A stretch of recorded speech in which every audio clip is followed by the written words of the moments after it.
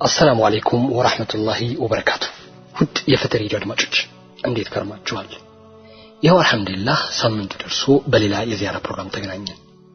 እንደምታስታውሱት ባለፈው ሳምንት ወደ ደሴ ጎራ ብሎ የነበረ አንድ ባልደረባችን ልጃቸው ከአመት በፊት የታሰረባቸውን አዛውንት እናት ዘይሮ የዚያራውን ሙሉ አስቃኝቶን ነበር። ማሻአላህ በርካታ አድማጮች ወደ ዝግጅት ክፍሉ በመደወል በማንኛውም ሁኔታ መርዳት እንደሚፈልጉ ገልጸውልናል። ጀዛኩሙላህ እንላለን።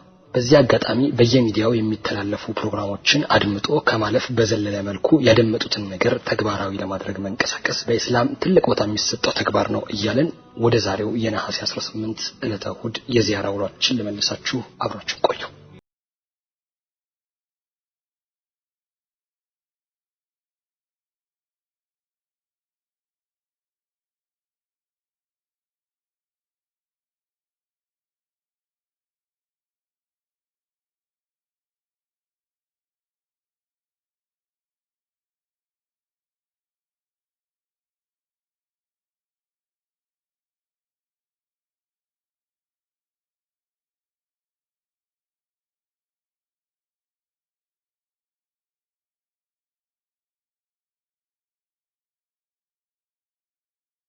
ነሐሴ 18 ዕለተ እሁድ የዕለተ እሁድ ጀንበር ወገግ አለ። ታዲያ እኔም የዛሬዋን የረፍት ቀን ሁለት ቦታ ላጋምሳት አስቤያለሁ። የመጀመሪያውን ግማሽ ወደ ቂሊንጦ ሄጄ አብሮ አደገኝ ዘይርበታለሁ። ዙሁር ሰግጄ ምሳ ከበላሁ በኋላ ደግሞ ቀሪውን ግማሽ ቀን ከቤተሰባችን የታመመ ሰው አለና ወደዛው ሄዳለሁ ብያለሁ። አላህ ካለ ዛሬ ፈጅር ከተሰገደ በኋላ ትንሽ አረፋፍጄ ወደ ቂሊንጦ ለመሄድ ተዘጋጀው። ያው መቼም እንዲህ ያለ ቦታ ሲኬድ ጥንቃቄ ያስፈልጋል። ከሞባይሌ ላይ የፌስቡክ አካውንቴን ሎግ አውት አልኩ።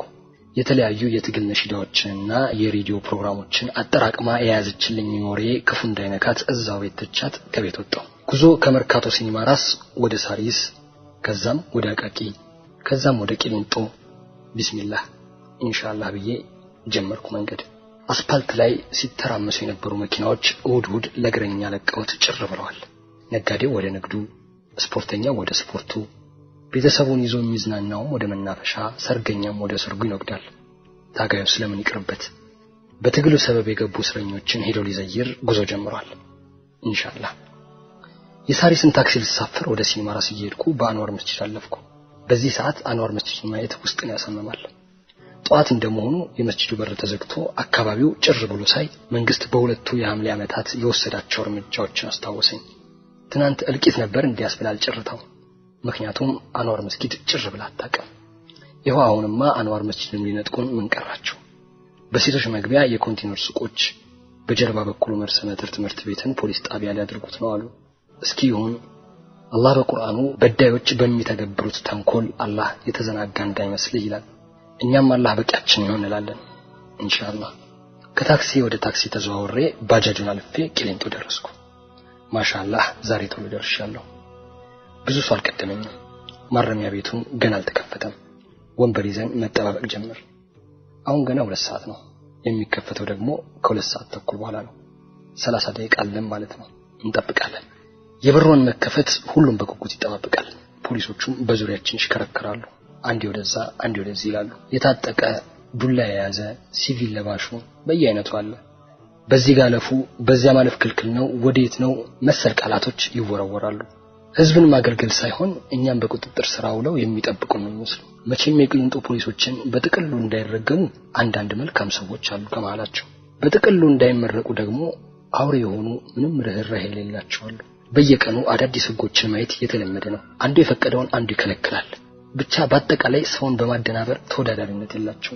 በነገራችን ላይ ከቂሊንጦ ፖሊሶች የማረሳው አንድ ፖሊስ ነበር። ከአመት በፊት ሙባረክና ካሊድ ያገቡ ጊዜ እንባውን መቆጣጠር አልቻለም ነበር። እነዚህ ፍጹም ንጹሃኖች ታስረው በአሰቃቂ ሁኔታ መያዛቸውን ስለሚያውቅ ሊመሰርቱት ስላቀዱት ሰላማዊ ጎጆ አስቦ ባላቸው ትልቅ ተስፋ አድናቆቱን በእንባ መልክ ነበር ያፈሰሰው። አሁን እሱ የለም። የት እንደቀየሩት ነው እንጃ። ግን ከጠፋ 8 ወር ገደማ ሆኖታል። አላህ ባለበት ይጠብቀው። የሱ አይነቱን ፌደራል ያብዛልን፣ የነዚህ አይነቱን ደግሞ ያንሳልን እያልኩ በልቤ ከጎኔ ተቀምጦ የነበረው አንድ ክርስቲያና እምነት ተከታይ ጥያቄ ጠየቀ። የታሰረው ወንድምህ ነው አለኝ። እኔም ምን ልበለው ብዬ አሰብኩና አይ ወንድሞቼ ናቸው አልኩት። ስንት ናቸው አለኝ ደንገጥ ብሎ። አረ ብዙ ናቸው ማለት መለስኩለት። ልጁ ግራ ተጋብቶ ግንባሩን ጭምድድ አደረገና ብዙ አለኝ። በምን ወንጀል ገብተው ነው አለኝ። እኔም አይ ያው በሙስሊሙ ሰላማዊ ትግል ሰበብ የገቡ ናቸው አልኩት። ተረጋጋ። ገባውና አው እንደዛ በለኛ እኔ እኮ ወንድሞቼ ስትል ቤተሰቦቼን እንዳለ አምጥተው ያጎሯቸው መሰለኝ አለኝ። በማስቀጠል እናንተ ግን በጣም እንደምታስደስቱኝ ታውቃለህ ብሎ ማለልኝ። ልጁ አወራሩ ደስ ስለሚል እኔም ትኩረት ሰጥቼ እንዴት አልኩት። ምን ነካ በአካል አይታችሁ የማታውቁትን ሰው ለመጠየቅ ስትመጡ ይገርመኛል አለኝ። ያው እነሱም በአካል ማወቃችን እኮ ዋጋ የለውም፣ ዓላማቸውን ካወቀን በቂ ነው። ሁላችንም በአንድ አይነት ዓላማ ላይ ነን። ለዛ ነው ሃይማኖታችንን እንደ ቀልድ ሊነጥቁን ሲያስቡ ከአራቱም የኢትዮጵያ አቅጣጫ ጀግኖች ብድግ ብለው እምቢ ለዲኔ ሲሉ ነው የታሰሩት አልኩት። ልጁን በማስቀጠል ቃሲምን ታውቀዋለህ አለኝ። ማን ነው ቃሲም አልኩት። ጎበዝ ሰጋጅ ሰላምተኛ የሰፈራችን ጨዋ ሙስሊም ነበር አለኝ። እኔ እንጃ እኔ አላውቀውም አልኩት። ብቻ የሰፈራችን ልጅ ነው። እንዴት የሚያሳዝን ልጅ መሰለህ። ለካ ሰሞኑን ከሰፈር ከጠፋ ሰነባብቷል። ማንም እዚህ ነው ብሎ አላሰበም ነበር። እንደው በቃ በስራ ጉዳይ የጠፋ መስሎን ነበር። የዛሬ ወር አካባቢ ፋዘረን አስረውት እዚህ ቂሊንጦ ስመጣ ዞን 1 ታስሮ አገኘሁት። እንዴ ምን ነው ቃሲም ስለው እየሳቀ ከሩጫችን አደናቀፉን። ምን ታደርገዋለህ ብሎ አሳቀኝ። እኔ እዚህ አባቴን ልጠይቅ ስመጣ ቃሲም ጋር ድንገት ከተገናኘን ከሱ ጋር ማውራት ደስ ይለኛል። ፍጹም የሆነ ደስታ ነው የሚታይበት። ሰፈር ሄጄ ቃሲምን ቂሊንጦ አገኘሁት ስላቸው አንድ የቀረሰው አልነበረም። በተለይ እናቶች ይወዱታል። ታዛዥ ልጅ ነው። ግልብጥ ብለው ነበር መጥተው የጠየቁት። እኔ ወደዚህ ፋዘርን ልጠይቅ ስመጣ ለቃሲም ይሄንን ስጠልን ብለው ወይ ዳቦ ጋግረው ወይም ገንዘብ ወይም ምግብ ሰርተው ይሰጡኛል። አይ ቃሲም ሰፈር ውስጥ የማይወደው የለም ማለት። ድንገት እንዲያለ በሩ ተከፈተ። እስኪ ጌታ ይርዳችሁ ሌላ ምን እንላለን በማለት ተጨባብጠን ተለያየን። መታወቂያችንን እያወጣን ሰልፋችን አስተካከለን። ዛሬ እሁድ ስለሆነ ምዝገባ የለም። ከሰኞ እስከ ጁምዓ ባሉት ቀናቶች ስም ተመዝግቦ ነው የሚገባው። ገባን። أخي أنت حر وراء السدود أخي أنت حر بتلك القيود إذا كنت بالله مستعصما فماذا يديرك كيد العبيد ዛሬ ለዘይር ያሰብኩት ዞን 3 ነው። ወደዛ መራው። ገና እስረኞች እየወጡ ነው ወደ ዘያሪዎቻቸው እየመጡ። እዚህ ዞን 3 ውስጥ ኡስታዝ አህመድ ድንጅበል፣ ሳቢር ይርጉ፣ ኑሩ ቱርኪ፣ ሙራድ ሽኩር፣ መሐመድ አባተ፣ እንቁ የሙስሊሞች ጉዳይ ጋዜጠኛ ሰለሞን ከበደ፣ እነዚህና ሌሎችም ሙስሊም እስረኞች ይገኛሉ። ከመሃላቸው ግን ዞን 3 ሁሌ የማገኘው አንድ ሰው ጎሏል። እስከዛሬ ስገባ ፊት ለፊት ላይ ነጭ በነጭ ለብሶ የሚያበራ ኑሩን በፈገግታ አድምቆ ነበር ማየው። ኡስታዝ በድር ሁሴን። ኡስታዝ በድር ሁሴን ዛሬ የለም። ያው እንደምታውቁት ኡስታዝ በድር ሁሴን ጨለማ ክፍል ገብቶ የለም። አላህ ነጻ ይበለው። ዛሬ በጧት ስለመጣው ውስጥ ብዙም ግርግር የለም። ኡስታዝ አህመድን መጀመሪያ ያገኘሁት ሰላምታ ተለዋወጠ። ማሻአላህ ኡስታዝ ኒፋቅና ሙናፊቆች መጽሐፍ ተመችቶኛል አልኩት። ወደድከው ጀዛከላህ አለኝ። እንደው በቃ አንዳንድ ነገሮችን አንስቼ ከአህመድን ጋር ማውጋት ፈልጌ ነበር፣ ግን እና አህመድን ለዚያራ ያመቹ ብዙ ሰው ስለሚበዛና ግርግር ውስጥ ስለሚሆኑ ተረጋግተው አያናግሩም። እንደፈራሁት ገና ተረጋግቼ ከመቆሜ ሰላም አለይኩም አህመድን ብለው ወረሩት። በቃ እኔም ለሌሎች ዘያሪዎች ቦታ ለቀቅኩ። ወደ ሌሎች ኡስታዞቻችን ያመራው ሁሉንም ሰላምታ ከሰጠው በኋላ ስም ወደሚጠራው ልጅ እጄ ስሙን ነገር ያስጠራሁት። ዛሬ የምዘይረው ልጅ መሐመድ አሚን ይባላል። እድሜው የሃያዎቹ መሃል አካባቢ ነው። ከታሰረ 1 ዓመት አልፎታል። የታሰረበትን ምክንያት የዛሬ ዓመት ረመዳን መጨረሻ ላይ ተሐጁድ ሊሰግድ በሚሄድበት ከጎጃም በረንዳ አካባቢ ነው ታፍኖ የተወሰደው። መሐመድ አሚን ጠንካራ ሰው ነው። በኢማኑም ላይ ብርቱ ነው። ገና አላገባም። ከጅማ ዩኒቨርሲቲ ተመርቆ ስራ እንደጀመረ ነው የተያዘው። ማሚን ከሩቅ አየሁት መጣ። አካሄዱ ፈጠን ያለ ነው። ፈገግታን ተላብሶ ፈጠን እያለ ከሩቅ ሲመጣ ሽቦ ጋር ሊቆም አይመስልም። ከኔ ጋር አብሮ ሊወጣ ነበር የሚመስለው። ማሚን ከሩቅ እያየሁት አሳዘነኝ። ከስቷል። ወኔው አብሮታል እንጂ ሰውነቱ ርቆታል። በማዕከላዊ ከፍተኛ የግፍ ስቃይ ተፈጽሞበታል። ሽቦ ጋር ቀረብ ብዬ ሰላም አለይኩም ማሚ እንዴት ነህ አልኩት። እንዴት ነህ አንተ ጠፋህ እኮ አለኝ። ኧረ አልጠፋሁም። ተነጋገር። የግል ጉዳዮቻችንን ካወራን በኋላ ባለፈው ወር ስዘይረው የስፖርት ቱታና ውዱም ማደርግበት ነጠላ ጫማ አምጣልኝ ብሎኝ ነበር። እኔም ስላልተመቸኝ ለሰው ልኬለት ነበር። ደርሶኛል ጀዛከላህ አለኝ። ጨዋታችንን ቀጠለ። ማሜ ጋር ስመጣ ተዘጋጅቼ ነው የምመጣው። ብዙ የሚጠይቀኝ ጥያቄ አለው። የሚያውቃቸውን የፌስቡክ አክቲቪስቶች ስማቸውን እያነሳ እነገሌ ያሉ ወይ እነገሌ ደህና ናቸው ወይ እነገሌ ይጽፋሉ ይለኛል። እንትን መስጂድ ያለው ጀማዓ አሁን እንዴት ሆኑ? እኔ ልታሰር ሰሞን እኮ አንድ ሰው ታስሮባቸው ነበር ወዘተ የሚል ጥያቄዎች በርካቶች ናቸው መሐመድ። በሱ ጥያቄ ብቻ ነው ሰዓት የሚያልቀው። ዛሬ ግን እኔ አስቀድሜ ነገርኩት። ቀስ ብዬ ሹክ አልኩት። የዛሬ የዚያራ ውሎዬን ፍትህ ሬዲዮ ላይ ላቀርበው ስለሆነ አብራርተህ መልስልኝ አልኩት። ፈጣኑ ማሜም መርሐባ አለኝ። እስኪ ዛሬ የምጠይቅህ የዞን 3ን የቀን ውሏችሁን ሙሉ ግለጽልኝ አልኩት። ዞን 3ን አስጎብኘኝ አልኩት። እንዲህ አለኝ ማሜ። ቀልደኛ ቢጤ ነው። ሰው ፈገግ ካላስባለ ቁም ነገር አይጀምርም። ልንገርህ አለኝ። አዎ አልኩት።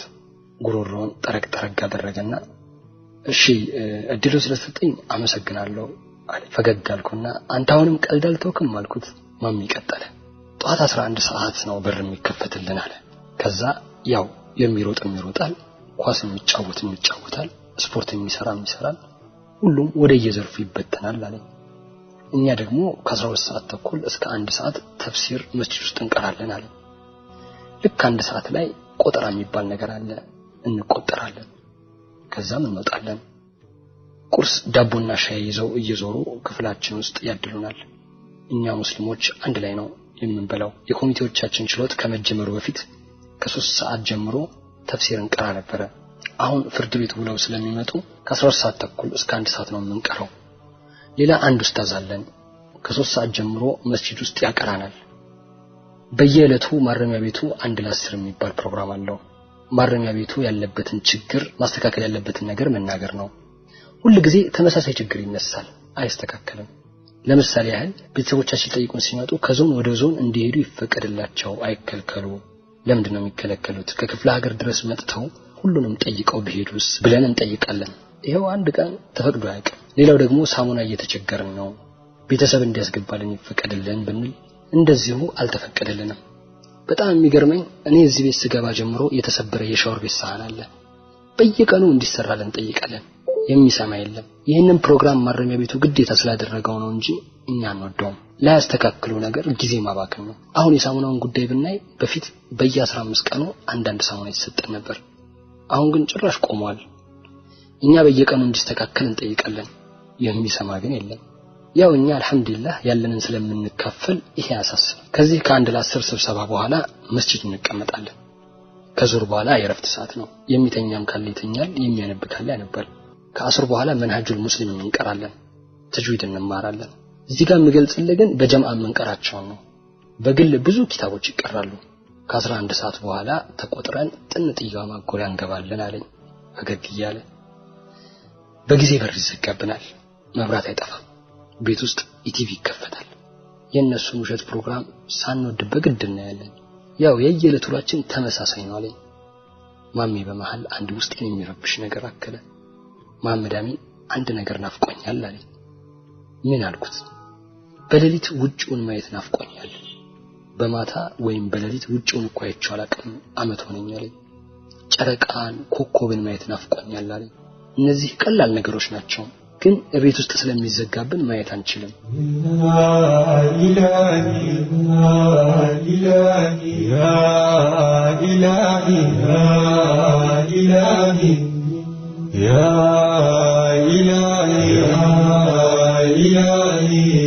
እዚህ ቤት ውስጥ ባገኙት አጋጣሚ ሁሉ ሙስሊሙን ያሰቃያሉ።